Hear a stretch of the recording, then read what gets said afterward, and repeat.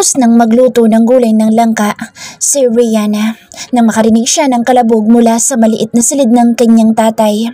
Mabilis siyang tumakbo at ganoon na lamang ang kanyang takot nang makitang nakahandusay sa lapag ang kanyang tatay at tila nahihirapang huminga. Agad niya itong dinaluhan. "Tay! Diyos ko! Mga kapitbahay, tulungan niyo po kami!" Sigaw niya habang yakap-yakap ang ama at hinahagod ang likod nito. Nakailang sigaw pa siya bago dumating ang ilan nilang kapitbahay na kasama ang kanyang Kuya Joel at ang asawa nito. Mabilis nitong binuhat ang kanilang itay at isinakay sa tricycle nito. Sumunod naman siya agad para siya mag-alalay sa kanilang tatay. Halos isang oras din bago nila narating ang pinakamalapit na ospital at yun ay sa kanilang bayan pa. Ngunit halos maiyak na siya nang pagdating nila sa maliit na ospital na iyon ay tanggihan sila dahil walang doktor na mag-aasikaso sa kanila. Kaya naman mabilis nilang muling binaybay ang pinaka-sentro ng bayan nila kung saan nandoon ang malaking ospital. Ngunit malaking problema nila ay ang pera. Bahala na, makikipagsapalaran na lang sila. Sinalubong agad sila ng isang nurse at inasikaso naman ang kanyang tatay, ngunit ilang sandali lamang kinausap sila ng doktor at tinapat sila na kailangan daw ng agarang operasyon sa kanyang itay. Nabarahan daw ang isang ugat na konektado sa puso nito, kaya kapag hindi daw agad ito naoperahan baka ikamatay iyon ng kanyang ama. Kakailanganin ang malaking halaga para masimulan ang operasyon pero wala talaga silang mapagkukunan, kaya isang paraan na lang ang kanyang naisip. "Kuya Joel, umuwi ka ngayon din sa Tabas. Kausapin mo si Apong Igok para isan lang ating lupain. Kahit pa buong lupain ay maisanla sa kanya, ang mahalaga ang mabuhay si tatay," sabi niya sa kanyang kuya. "Mabuti pa nga, Rihanna. Dito ko lang muna. Ikaw na bahala kay tatay, babalik din ako agad," wika nito. Ilang sandali lang nang makaalis ang kanyang Kuya Joel, muling inatake ang kanyang ama kaya walang nagawa ang mga doktor kundi agad itong operahan. Mabuti na lang at pumayag ang mga ito kahit walang down payment. May pinirmahan lamang siya at matapos isinagawa na ang operasyon. Halos 3 oras na ngunit wala pa ring lumalabas na doktor man lang o nurse sa operating room. Sobra-sobra na ang kanyang pag-aalala para sa ama pero ang kinapitan na lamang niya ay ang nasa itaas. Alam niyang hindi sila nito pababayaan. Maya-maya'y dumating ang kanyang kuya, laglag ang balikat nito at tila problemado. "Kuya, bakit?" tanong niya. "Rian, may naikwento ba sa'yo si tatay?" Balik tanong nito, sabay upo at tila hapong-hapo. "Wala naman, kuya. Bakit? Ano nangyari sa lakad mo?" Kinakabahang tanong niya sa kapatid. "Wala na tayong lupa, Rian." Tiimbagang nawika nito. "Ano? Paano nangyari yun?" Gulat na tanong niya. "Nakausap ko ang walang hiyang Apo Igok na iyon. Kinausap pala siya ni tatay para maisaayos ang papel ng ating lupa. Pero ang demonyo na yun, binapirma niya sa itay ng kasulatan na nagsasabing ipinagbili ni tatay ang lupa dito. May titulo na rin ang walang hiyang matanda ng ating lupa. Paano na tayo niyan, bunso? Paano na sa tatay?" Maluhaluhang pahayag nito. Gulat na gulat siya sa nalaman. Hindi niya akalain magagawa iyon ni Apo Igok na matagal ng kaibigan ng kanyang tatay. Kaya siguro ilang araw ng tila may dinaramdam ang kanyang tatay dahil yun sa lupa at marahil kaya ito inatake dahil sa kakaisip sa problema na sinasarili nito. Umang-awa siya sa ama na ngayon ay nasa loob pa rin ng operating room at agaw buhay pa rin. Maya-maya'y lumabas ang doktor mula sa operating room. Agad silang tumayo ng kanyang kuya at lumapit sa doktor. "Dok, kumusta na po ang tatay namin?" Nag-aalalang tanong niya. "Ligtas na siya sa bingit ng kamatayan, iya. Kailangan na lang niya magpagaling kaya lang patatagalan pa bago ninyo siya pwedeng ilabas ng ospital. Kailangan mamonitor pa rin ang kalagayan niya, lalo pat medyo may edad ng inyong ama," wika ng doktora. Nakahinga naman siya ng maluwag sa tinura ng doktora ngunit iniisip naman niya ngayon ang pambayad sa ospital. Wala pa nga silang hawak para sa operasyon nito at lalaki pa ng lalaki ang bill nila dahil hindi pa nila maaaring ilabas ang kanilang tatay. Isa na lang ang nag-iisang taong maaari niyang lapitan. Iyon ay ang kanyang pinsan na si Robert. Nagtatrabaho ito sa Hacienda del Carmen. Baka matulungan siya nito. Ngunit balak niya kausapin din na matanda na may kagagawa ng lahat. Hindi siya makapapayag na basta na lamang nito makuha ang lupang halos naging buhay na ng kanyang tatay. Hindi magkakaganito ang kanyang tatay kung hindi dahil sa gahaman sa lupang si Apo Igok. Matapos may saayos ang kanyang tatay sa silid na pinagdalhan dito na may 3 pasyente pa ang kasama nito doon, ay nagpaalam siya sa kanyang Kuya Joel na uuwi muna. Hindi pa nagigising ang kanilang tatay pero minabuti na niyang umalis para makagawa agad ng paraan. Ayaw niyang mamroblema pa ang kanyang tatay pagising nito. Una niyang pinuntahan si Apo Igok. Prenteng nakaupo ito sa balkonahin ng bahay nitong bungalow na nasa gitna ng palayang pag-aari nito na balita niya'y kinamkam nito. Nasa kabilang panig naman ang lupa ng kanyang tatay. Aba, bakit kaya naligaw ang magandang anak na Rolly? Balita ko inatake daw ang iyong ama. Kawawa naman. Wika nito na iiling-iling pa. Tiningnan naman niya ito ng masama. Wala talaga kayong konsensya. Pati lupa ng tatay ko, hindi mo pinalampas. Galit na wika niya dito. Ngumisi naman ito na lalo naman niyang ikinagalit. Nakukuha pa talaga nito ngumisi sa kabila ng ginawa nito sa kanyang tatay. Iha, huwag mo kong sisihin sa kabalasan ninyo ng tatay mong mangmang. Tsaka ano bang problema niyo? Binayaran ko naman ng tatay niyo ah. Wika nito sabay tayo at lumapit sa kanya. Binayaran? Talagang sagad na sa buto ang kasamaan mong matanda ka.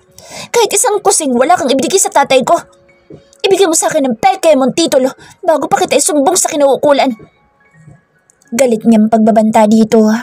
Ganoon na ba kasama ito? Bakit nasasabi nitong nabayaran?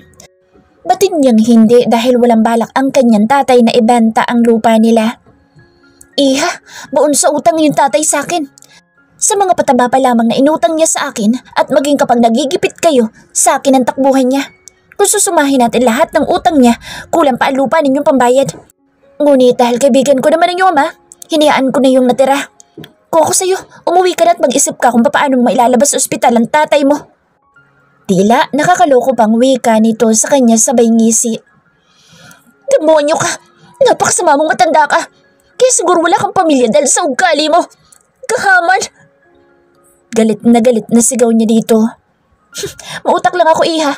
Pero sige, naawa naman ako kahit konti sa tatay mo dahil may pinagsamahan naman kami. Ako na sasagot sa lahat ng gastos niya sa ospital at ibabalik ko ang lupa niya. Ngunit sa isang kondisyon. Wika nito na ikinakunot ng noo niya. Anong kondisyon? Kunot noong tanong niya. Magpakasal ka sa akin. Seryosong pahayag ng matanda. Halos masuka naman siya sa tinura nito. Ha? Nasa tamang pag-iisip pa po ba kayo? Mas matanda pa kayo sa tatay ko pero nais nyo na pakasalan ko kayo? Hindi makapaniwalang tanong niya dito at parang nais bumaliktad ng kanyang sikmura sa sinabi nito. Kung sa tingin mo hindi kita kayang paligayahin iha, nagkakaamali ka. Nakangisi nitong wika. Mag-asawang sampal ang pinadapo niya sa mukha ng matanda. Matanda na pero wala pa itong pinagkatandaan. Marunong siyang gumalang sa matatanda ngunit hindi niya mapapalampas ang kabastusan ng isang ito. Nanlilisik ang mga mata nitong bumaling sa kanya. Kahaman ka na nga, bastos ka pa! Galit na singhal niya dito sabay talikod. Mayabang ka rin ano, iha? Anong gagawin mo sa ngayon? Aalis ka dahil sa pride mo? Hindi maililigtas ng pride mong iyan tatay mo. Mamamatay ang tatay mo kapag hindi mo tinanggap ang offer ko. Nakangising wika nito. Bigla siyang pumihit at nahagip niya ang isang paso na nasa may tabi niya. Kinuha niya iyon at walang ano-ano ibinato niya sa may tagiliran nito. Nagulat naman ito at nanlalaki ang mga matang napatingin sa kanya. Sa susunod na banggitin mo pa ang bagay na iyan patungkol sa tatay ko. Babasagin ko na mukha mo gamit ang pasong iyan. Tiimbagang nabanta niya dito sa katuluyang nilisan ang lugar na iyon. Samantala, sa mansyon ng Del Carmen. Dude, ibang klase ka rin talaga. Pati ba naman mga maid mo dito sa mansyon ninyo'y puro lalaki? May itinara ka nga, matatanda naman. Sana hindi na lang ako nagbakasyon dito. Hindi na naman pala makakapanchiks. Nagmamaktol na pahayag ng best friend ni James na si Carlo. Taga Manila ito at dahil ilang buwan na rin naman silang hindi nagkikita, naisipan nito na dalawin siya. Pero heto at 2 araw pa lang na namamalagi sa asyenda ay parang nais nang bumalik ng Manila dahil sa wala itong malanding babae. Dahil puro lalaki ang kasama nila sa bahay.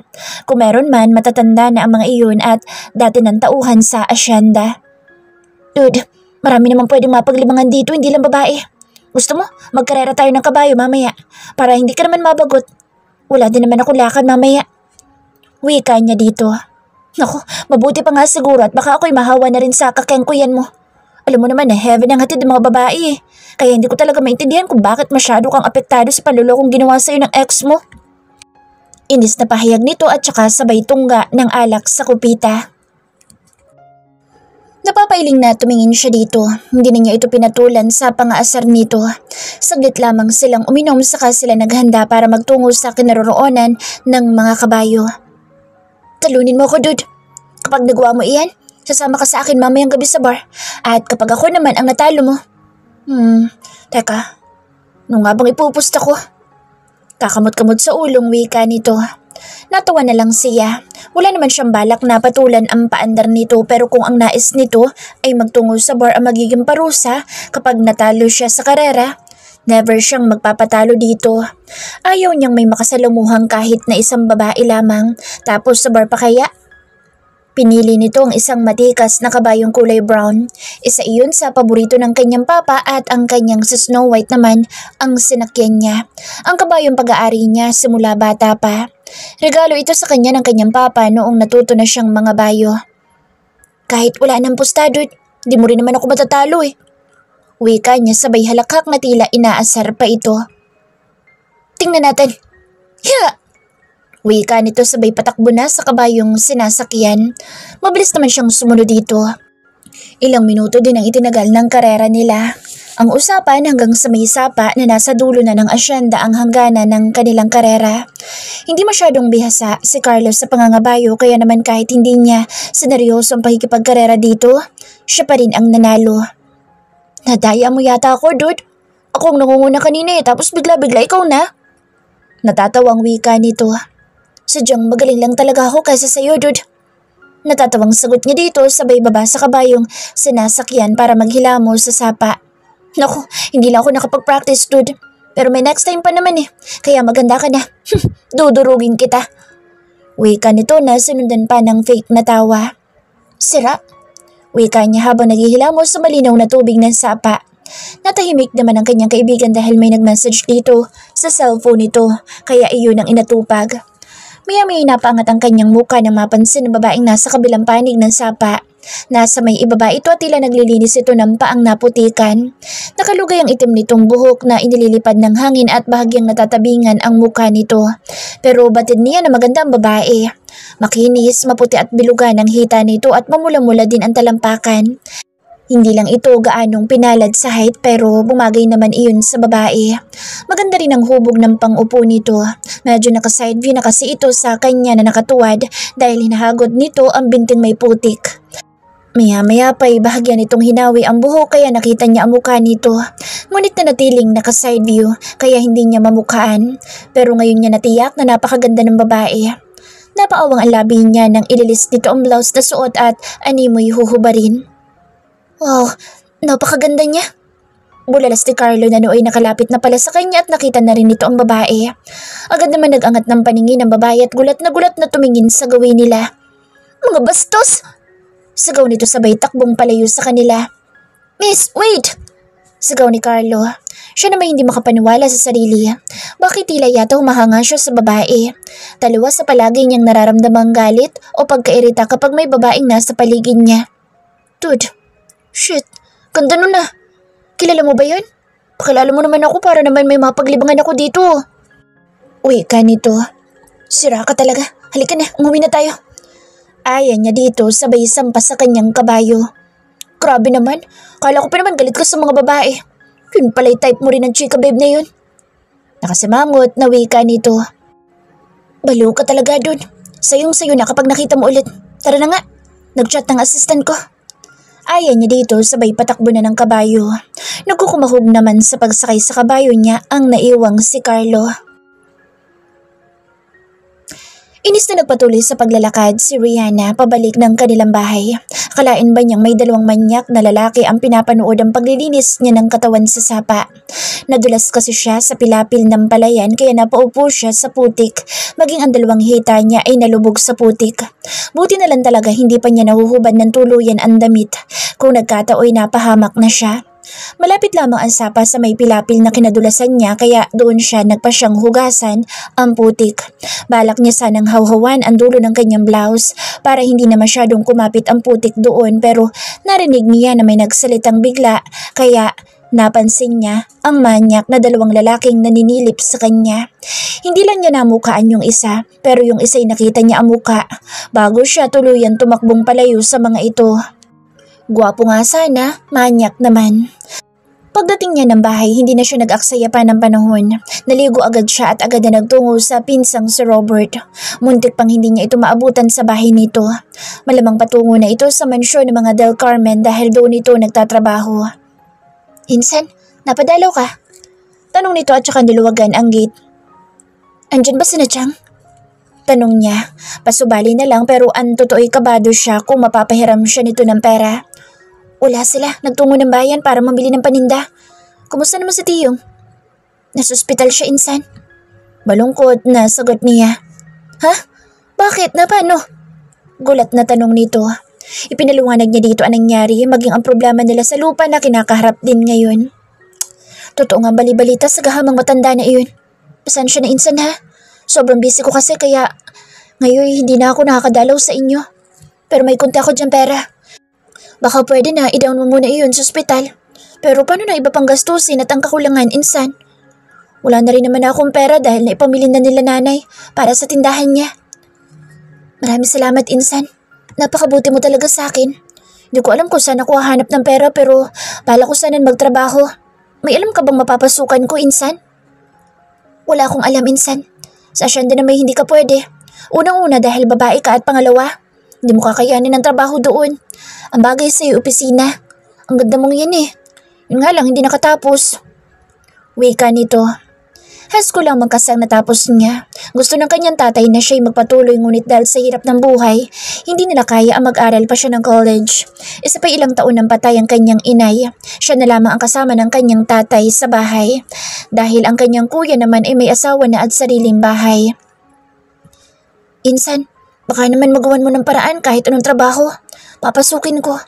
Si kuya naman wala din siyang magagawa dahil ang kita niya kulang pa sa pamilya niya. Sige na, Insan. Parang awa mo na.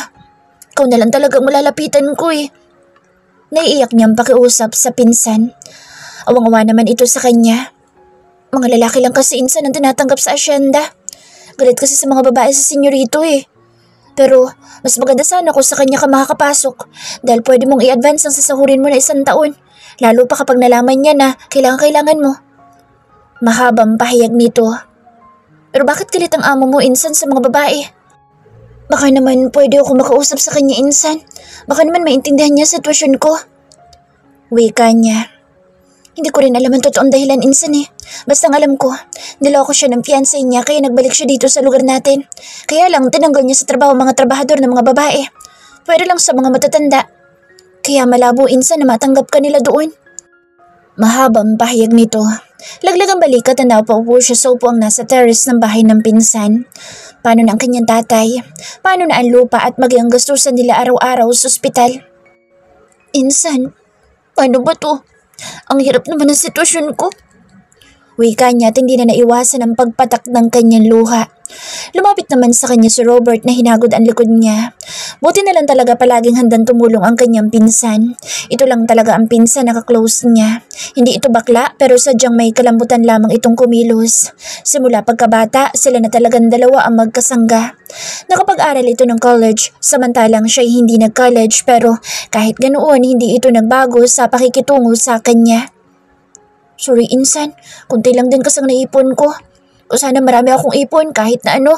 Kahit ako pa ang gumastos ng lahat. Wika nito. Okay lang, Insan. Napakalaking tulong na nga pagpapayaran mo ng pera sa akin. May paraan nga sana para masolve ang problema namin pero ayoko namang magpakasal sa matandang ukluban na iyon. Ay, kakainis talaga, Insan. Napakasama na matandang yun. Aba, dapat lang naman. Kapal na matandang yun. Lolo mo na lang siya naghahangad pa ng batang asawa. Yoks! Kung pwede nga lang magpanggap ka na lang na lalaki para matanggap ka sa asyende. Kesa naman pumayag ka sa panggigipit na matandang yun. Iniis na pahayag ng kanyang pinsan. Ano sinabi mo, pinsan? Tanong niya. Tila natigilan naman ito at napakunot ang noo. Alin? Anong sinabi? Maang na tanong nito. Yung magpanggap na lalaki. Wika niya. Nalaki naman ang mata nito.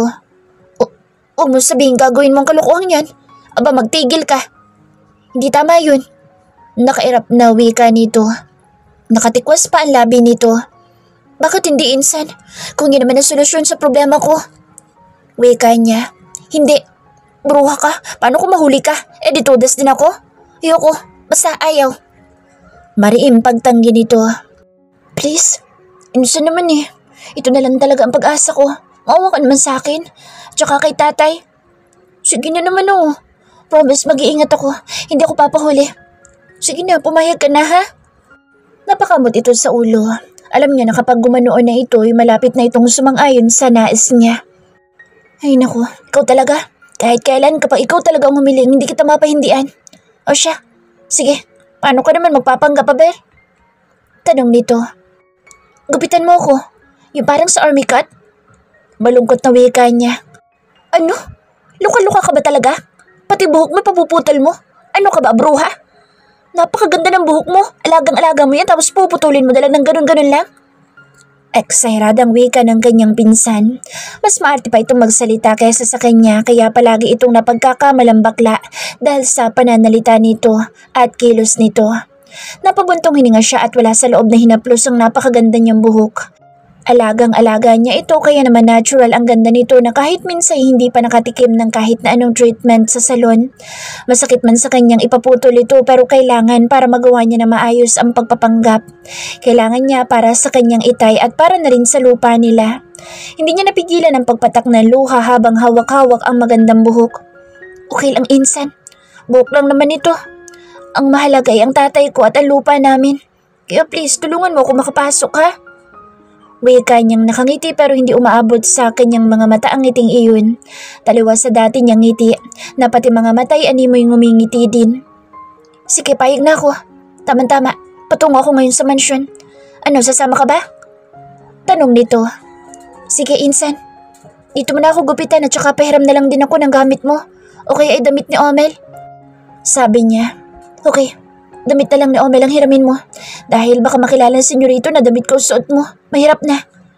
Wika nito sabay aya na sa kanya sa kwarto nito. May alam sa paggupit ang kanyang pinsan kaya naman mabilis lamang siya nitong magupitan. Itinago niya ang mahaba niyang buhok na ilang taon din niyang pinakaingatan. Tapos ganito lamang pala ang kay hinatnan. Naluha siya ng ganap ng matapos siyang gupitan at saka matagal siyang nakatitig sa salamin. Animoy ibang tao na ang nasa kanyang harapan. Wala na ang Rihanna na kilala niya. Ngayon animoy isang maliit ngunit magandang lalaki ang nasa kanyang harapan. Mukha siyang tomboy pero kahit gano'n sisikapin niyang matanggap sa trabaho.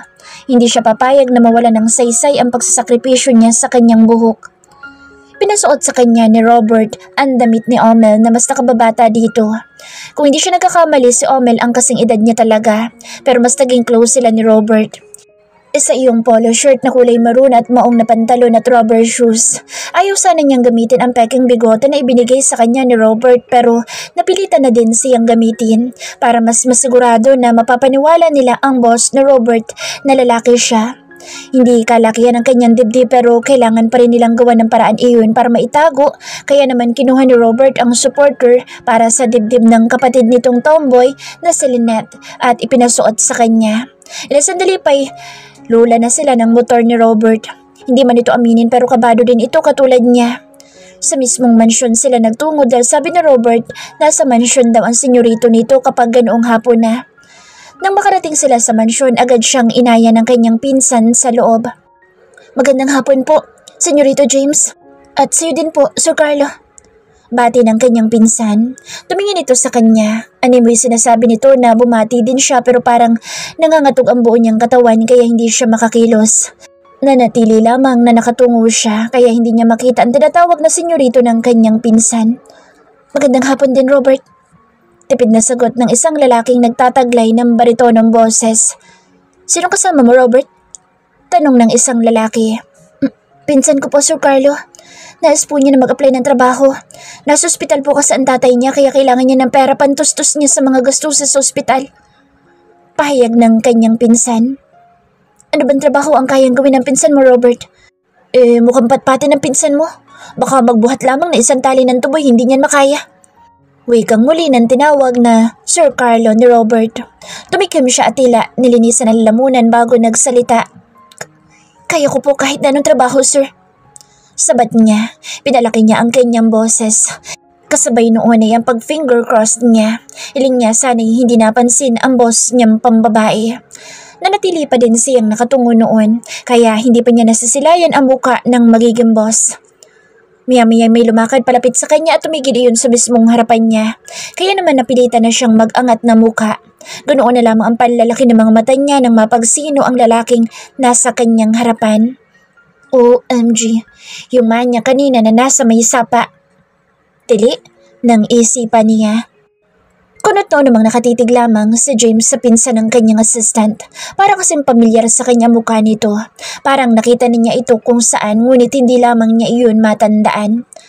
Aba, bakit naman yata parang nakakita ng multo itong pinsan mo, Robert? Dinaig pa ang babaeng makareact nang masilayan ang mukha nitong si James. Aba, huwag mo sabihin na bakla ang pinsan mo.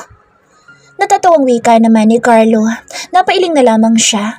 Umiral na naman kasi ang kalokohan nito. Naku, hindi po ako bakla, sir.